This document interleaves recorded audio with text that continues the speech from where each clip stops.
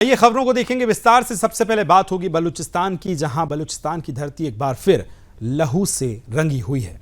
लेकिन इस बार ये रंग बलिदान का नहीं बल्कि आज़ादी की जिद का है। बलूच लिबरेशन आर्मी BLA ने सुराब शहर पर कब्जा कर ये साबित कर दिया कि ये पाकिस्तान की सैन्य और प्रशासनिक मशीनरी अब उनके हौसलों के आगे दम तोड़ रही है। साथ ही BLA का ये ऑपरेशन न सिर्फ एक सैन्य कार्रवाई थी बल्कि एक प्रतीक था उस ऐतिहासिक अन्याय के खिलाफ आवाज बुलंद करने का जिसे दशकों से पाकिस्तान बलूच जनता पर थोपता आया है। जिस दिन पाकिस्तान ने सेना प्रमुख हसीन मुनीर क्वेटा के सुरक्षा इंतजाम का जायजा ले रहे थे, उसी दिन सुराब उनके हाथों से फिसल गया। ये इत्तेफाक नहीं, ये रणनीतिक संदेश है। BLA अब प्रतीकों से नहीं जमीनों से जवाब दे रहा है। पाकिस्तान की सेना जिसने दशकों तक बलूचिस्तान को बंदूक और बूट के जोर पर दबाए रखा, अब उसी बंदूक का मुंह अपने खिलाफ देख रहा है।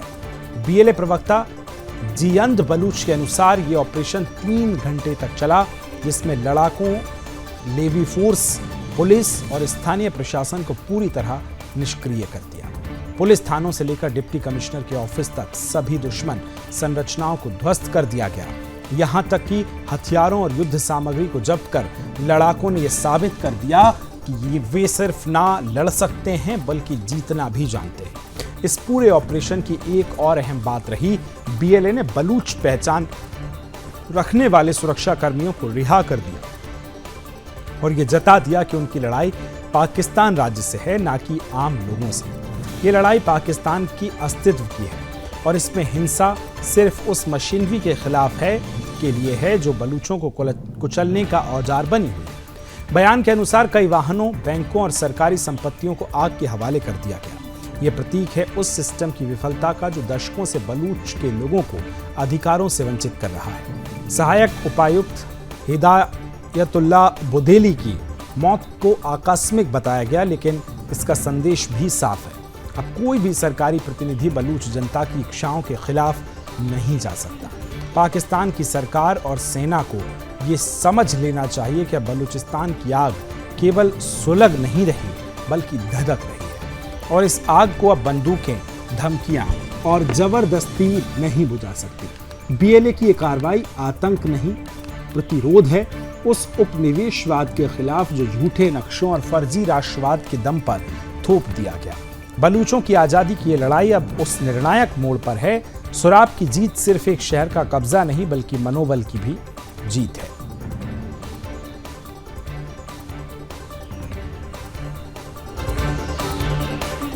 आगे बढ़ेंगे, बात होगी नेपाल की, जहां नेपाल के चीनी दूतावास ने बीते शुक्रवार को अपने नागरिकों के लिए एक ट्रैवल एडवाइजरी जारी की।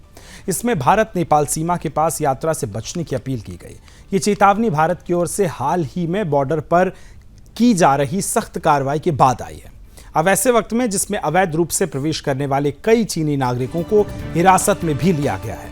आपको बताएं, दूतावास ने अपने बयान में कहा कि इस बार चेतावनी देने के बावजूद कुछ चीनी ट्रैवलर्स बॉर्डर इलाके में पहुंच रहे हैं और भारत में बिना वैध दस्तावेजों के प्रवेश करने की नाकाम कोशिशें कर रहे हैं। इससे वे भारतीय कानून के तहत अवैध एंट्री के आरोप में गिरफ्तार किए जा रहे हैं।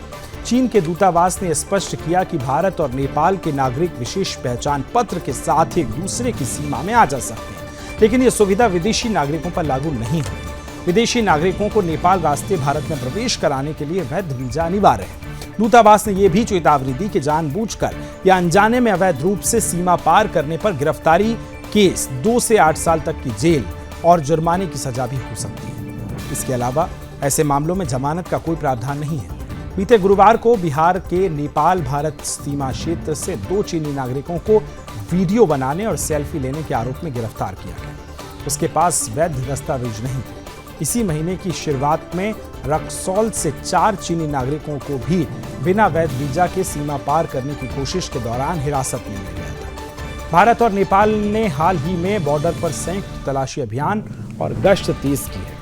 ये कदम तब उठाया गया जब भारतीय एजेंसियों को खुफिया जानकारी मिली कि पाकिस्तान से आए कुछ संदिग्ध आतंकवादी नेपाल में छिपे हो सकते हैं। 22 अप्रैल को जम्मू कश्मीर के पहलगाम में हुए आतंकी हमले के बाद भारत ने सभी अंतर्राष्ट्रीय सीमाओं पर चौकसी बढ़ा दी। उस हमले में आतंकवादियों ने 26 लोगों को गोली मारकर मौत के घाट उतार दिया था।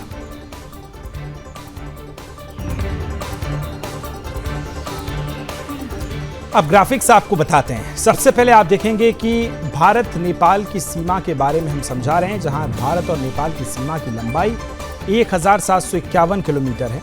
उत्तराखंड से नेपाल की लगी सीमा 263 किलोमीटर लंबी है। सिक्किम को लगी नेपाल सीमा 99 किलोमीटर की है। उत्तर प्रदेश से लगी नेपाल की सीमा जो है 560 किलोमीटर लगी है। सिक्किम से नेपाल की सीमा 99 किलोमीटर है। उत्तर प्रदेश से बात की जाए तो ये 560 किलोमीटर तक लगती है। अब बात बिहार की अगर हो तो बिहार से नेपाल की सीमा 729 किलोमीटर लगती है और पश्चिम बंगाल से लगी नेपाल की सीमा लगभग 100 किलोमीटर को शेयर करती है, यानी दोनों के बीच में। अब दूसरे ग्राफिक्स हम आपको दिखाने जा रहे हैं, जिसमें आपको बताएंगे कि बिहार नेपाल में एंट्री से कितने पॉइंट हैं। सबसे पहले आप देखेंगे कि एंट्री के पॉइंट पश्चिम चंपारण, पूर्वी चंपारण, मधुबनी और इसके बाद सीतामढ़ी, सुपौल, अररिया, किशनगंज, ये वो इलाके हैं जहां से एंट्री होती है बिहार से नेपाल में या नेपाल से बिहार में।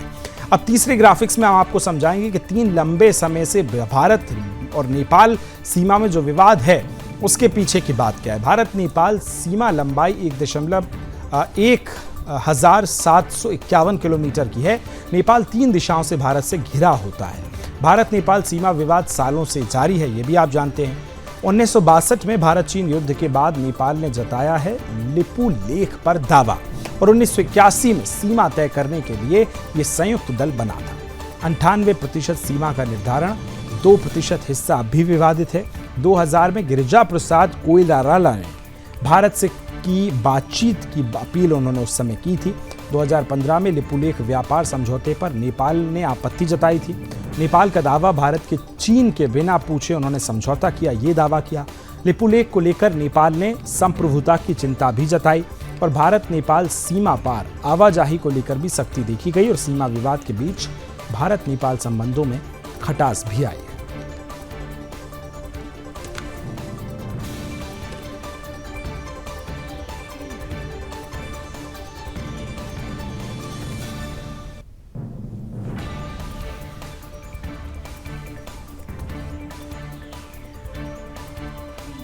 इजराइल की सेना आईडीएफ को आतंकवाद के खिलाफ अपने अभियान में एक बड़ी सफलता मिली। आईडीएफ ने हिजबुल्लाह के शीर्ष कमांडर मोहम्मद अली जलूल को एक सटीक एयर स्ट्राइक में ढेर कर दिया। यह हमला दक्षिण लेबनान के देई अल जरहानी क्षेत्र में हुआ, जहां जमूल हिजबुल्लाह के रॉकेट हमलों का कमांड संचालन कर रहा था। आईडीएफ के अनुसार जमूल एक वो चेहरा था जो लंबे समय से लेबनान इजरायली सीमा पर तनाव और हिंसा को भड़का रहा था। उसके हमलों में आईडीएफ के जवानों के साथ साथ इजरायली नागरिकों भी निशाना बने। इस कार्रवाई को विशेषज्ञ एक मास्टर स्ट्रोक बता रहे हैं, लेकिन क्योंकि यह हिजबुल्लाह के रॉकेट नेटवर्क पर एक करारा प्रहार है, इजरायली सेना का दावा यह है कि ऑपरेशन लेबनान और इजरायल के बीच पूर्व में हुए समझौतों का उल्लंघन रोकने के लिए यह किया गया है।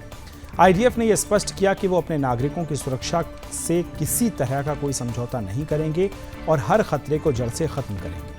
उस स्ट्रेटेजी पे काम भी होगा। सिर्फ इतना ही नहीं, हाल ही में इजराइल को गाजा मोर्चे पर भी एक बड़ी रणनीति बढ़त मिली, जिसमें 13 मई 2025 को हुए एयर स्ट्राइक में गाजा के यूरोपीय अस्पताल को निशाना बनाया गया। इसमें मोहम्मद सिनवार की मौत हुई, वो याह सिनवार के बाद हमास का सबसे बड़ा नेता माना जा रहा था। उसके पास 58 इजरायली बंधकों का नियंत्रण था। इस कार्रवाई को हमास की कमर तोड़ने वाली करार दिया जा रहा है। इसी बीच अमेरिका से एक सकारात्मक संकेत मिल रहा है। राष्ट्रपति डोनाल्ड ट्रंप ने उन्होंने कहा कि इस विश्वास उनको यह है कि इजराइल और हमास के बीच ये युद्ध विराम समझौता अब निकट है। उन्होंने उम्मीद जताई कि इस हमले पर जल्द ही घोषणा हो सकती है। अगर ऐसा होता है तो पूरे पश्चिम एशिया में सबसे बड़े राहत भरे कदम के रूप में इसे देखा जाएगा। इन घटनाक्रमों को देखते हुए साफ है कि इजराइल अब पूरी तरह से हमास और हिजबुल्लाह जैसे संगठनों के खिलाफ निर्णायक कार्रवाई के मूड में है। इन संगठनों के ढांचे को ध्वस्त करने और उसे नेताओं को निशाना बनाकर इजराइल ये संकेत दे रहा है कि अब वो पीछे हटने वाला नहीं है। फिलहाल पूरी दुनिया की नजरें गाजा पर टिकी हुई हैं, जहां एक और आतंकवाद के खिलाफ निर्णायक कार्रवाई चल रही है, वहीं दूसरी ओर कूटनीतिक स्तर पर भी युद्ध विराम की उम्मीदें जाग रही हैं। चलिए आगे बढ़ेंगे। बात होगी गाजा पर कब्जा जमाए बैठे फिलिस्तीन आतंकी संगठन हमास ने अमेरिका के एक प्रस्ताव को जवाब में बड़ा बयान दिया। उन्होंने कहा कि वो 10 जिंदा बंधकों को रिहा करने और 18 मृत इजरायली बंधकों के शव सौंपने को तैयार है। लेकिन इसके बदले उसकी दो बड़ी मांगें हैं। पहला कि गाजा पट्टी से इजरायल सेना पूरी तरह से वापसी करे और दूसरा कि युद्ध का स्थायी अंत हो। यह जवाब शनिवार यानी 31 मई को आया है, जब हमास ने अमेरिका के प्रस्ताव पर अपनी प्रतिक्रिया दी है। अमेरिका का प्रस्ताव इजरायल के सामरिक मामलों के मंत्री और प्रमुख वार्ताकार रॉन डेनमर की सहमति से तैयार हुआ। इस प्रस्ताव में 60 दिनों के युद्ध विराम की बात कही गई, जिसके बाद इजरायल को फिर से युद्ध शुरू करने का विकल्प दिया गया था। इसके अलावा इस दौरान गाजा में संयुक्त राष्ट्र के नेतृत्व में मानवीय सहायता को बहाल करने की योजना भी बनी, इसमें शामिल की गई। इजरायल ने इस प्रस्ताव को पहले ही स्वीकार कर लिया था। हमास ने अपने जवाब में साफ किया कि 28 बंधकों की रिहाई के लिए वो तैयार है, जिसमें 10 जीवित हैं और 18 मृत हैं। उसने ये भी कहा कि वो इजरायली जेलों में बंद फिलिस्तीनी कैदियों की रिहाई के बदले उन बंधकों को छोड़ेगा। हमास का कहना है कि उनका लक्ष्य सिर्फ अस्थायी राहत नहीं बल्कि स्थायी युद्ध विराम और गाजा से इजरायली सेना की पूरी तरह वापसी है। संगठन ने एक अलग बयान में जोर दिया कि यह प्रस्ताव युद्ध को हमेशा के लिए खत्म करने की दिशा में एक कदम होना चाहिए। इस बीच एक और घटनाक्रम में तनाव बढ़ गया जब जॉर्डन, सऊदी अरब, मिस्र और बहरीन के विदेश मंत्रियों के साथ एक अरब लीग के महासचिव को रविवार 1 जून 2025 को वेस्ट बैंक के रामल्लाह में फिलिस्तीनी राष्ट्रपति महमूद अब्बास से मिलने जाना था। इस मुलाकात को गाजा संकट के समाधान और क्षेत्र में बढ़ते तनाव को कम करने के लिए बहुत अहम माना जा रहा है, लेकिन इजरायल ने इस यात्रा पर रोक लगा दी। इजरायल का कहना है कि वेस्ट बैंक की सीमाएं और हवाई क्षेत्र उसके नियंत्रण में हैं, इसलिए वो इस यात्रा में कोई सहयोग नहीं करेगा।